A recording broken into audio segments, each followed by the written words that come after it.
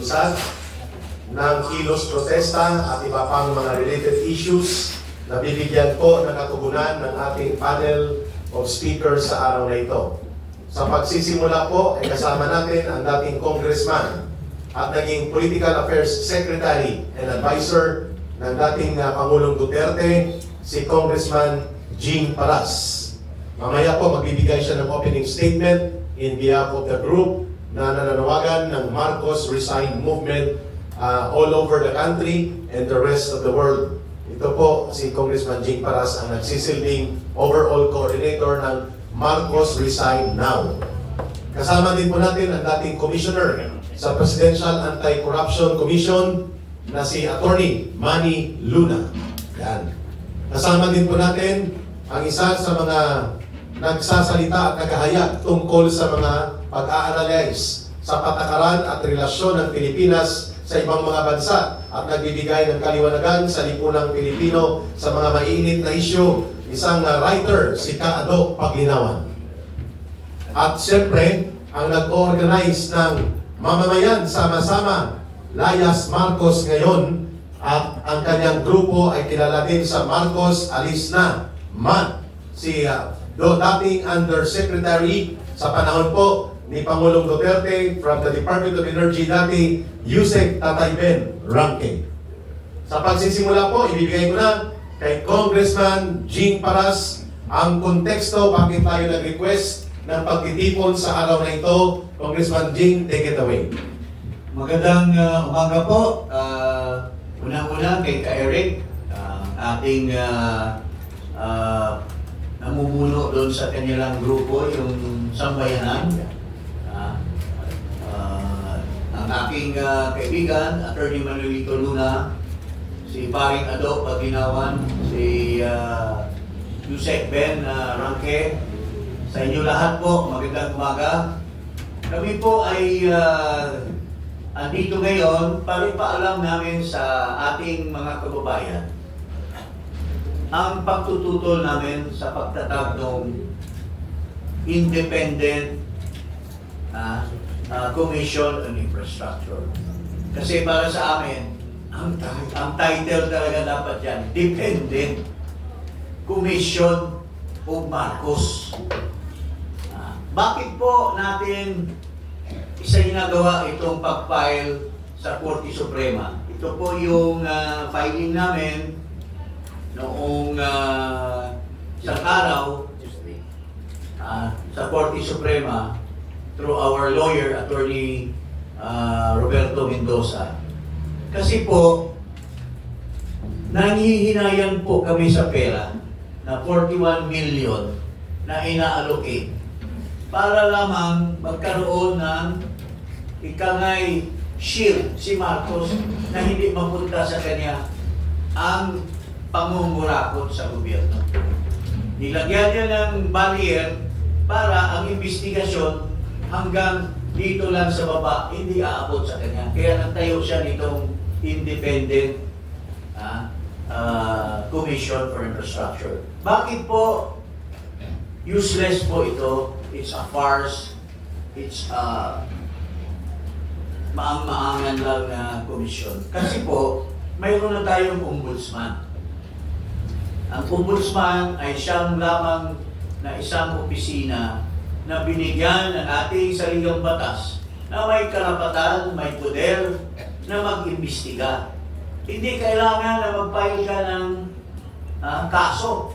Ang ombudsman mismo, ang word na ginagamit ng ating saligang batas, they can investigate motu proprio. Ibig sabihin, sa kanilang kusang loob, pwede silang mag-imbestiga. Katulad ng napamadyakan nila doon sa Blue Ribbon Committee. No? Ang ombudsman mismo, pwede na nilang igayon, basihan yon at mag-imbestiga sila. At they will come up with a prima facie, sapat na po yung inamin ng mga resource persons or testigo doon sa Blue Ribbon na nag-amin na sila ay nagnakaw ng pera ng bayan. So ito po, duplication. Unang-una po, bakit sinampa namin itong certiorari to declare the ICI or Independent Commission for Infrastructure as unconstitutional because unang-una walang poder si Marcos na gawa ng isang batas o gumawa ng isang office. It is an undue delegation of legislative power. Dahil the President, the Executive Department does not have the legislative power that is vested in Congress. Pangalawa po, it is a violation of the Equal Protection Clause. Kasi po, nililimit lamang ng ICI, yung pagtatag ng ICI, ang mga tiwali doon lamang sa nagiging kurakot doon sa infrastructure. Paano naman yung kurakot ng BIR? Kurakot ng customs, kurakot ng National Irrigation Administration, kurakot sa PhilHealth. It create a separate and distinct class. The class which is called the violators of the infrastructure projects of the government. So, it is its own class and that is in violation of the Constitution. Pangalawa po, yung sinasabi natin na usurpation of the powers of the Ombudsman. Ang binigyan lang ng karapatan at may poder sa ating saligang batas, ang Ombudsman lang ang tanging pwede mag-imbestiga. Ito redundant. Fact-finding sila, ang ICI, pero dadaling din sa Ombudsman. Tapos gagastos ka ng 41 million. Wala pa silang iba. In fact, si Senator Marcoleta, binisto niya na ang ICI pala, ginagamit rin yung mga personnel ng DOJ para mag-imbestiga. Anong klaseng investigative body yan? So yun po, and most of all, nag-a-allocate ng pondo, 41 million para lamang dyan. And that is in violation of the Constitution kasi hindi pwedeng mag-allocate ang pondo ang presidente. Only the Congress can allocate funds and appropriate funds. Si Marcos, dumukot siya doon sa contingent fund para ipondo dito sa that is not, walang item in the budget that will warrant his authority to set aside 41 million for the purpose of funding the ICI. So yun po ang isa, then maybe Attorney Luna can elaborate.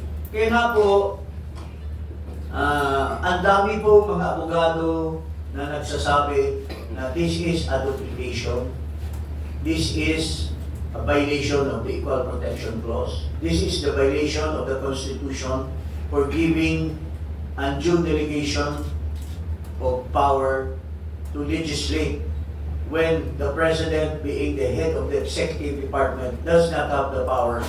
Tapos ang nakakatawa pa, yung Attorney Husaka, yung spokesman nila, sinasabi niya, pinadalhan na namin ng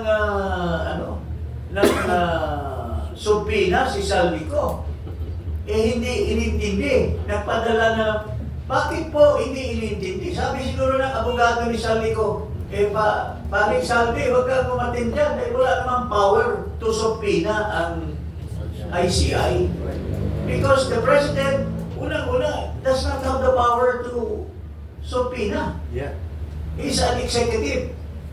So, he cannot transfer a power that is not within his power.